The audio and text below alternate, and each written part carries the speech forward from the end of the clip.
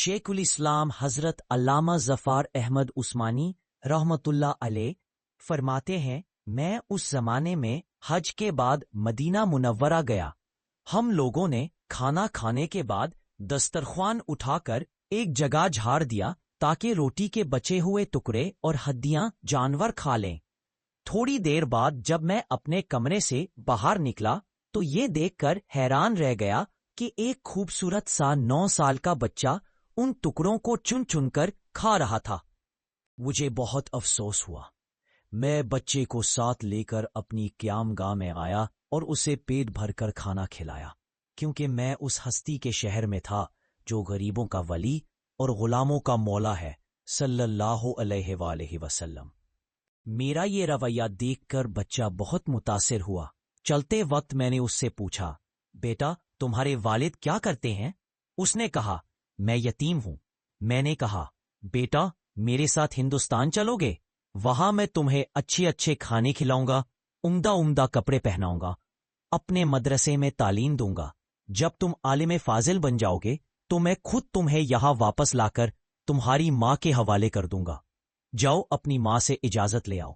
بچہ بہت خوش ہوا، اچھلتا کودتا اپنی ماں کے پاس گیا۔ بیچاری بیوہ پہلے ہی اپنے بچوں کے خرچوں سے پریشان تھی۔ اس نے فوراً اجازت دے دی۔ بچہ ترنت واپس آیا اور بتایا، میں آپ کے ساتھ جاؤں گا، میری ماں نے اجازت دے دی ہے۔ پھر اس نے پوچھا، آپ کے شہر میں چانے ملتے ہیں؟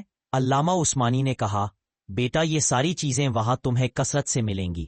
علامہ فرماتے ہیں، وہ میری انگلی پکڑ کر میرے ساتھ مسجد نبوی صلی اللہ علیہ وسلم آیا۔ جیسے ہی اس نے سرکار دو عالم صلی اللہ علیہ وسلم کے روضہ مبارک اور مسجد کے دروازے کو دیکھا، وہ اچانک رک گیا اور پوچھا، بابا کیا یہ دروازہ اور یہ روضہ بھی وہاں مل جائے گا؟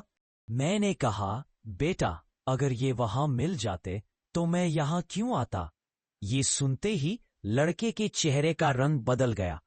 اس نے میری انگلی چھوڑ دی اور کہا، بابا آپ جائیے، اگر یہ وہاں نہیں ملیں گے تو میں کبھی بھی اس دروازے کو چھوڑ کر نہیں جاؤں گا۔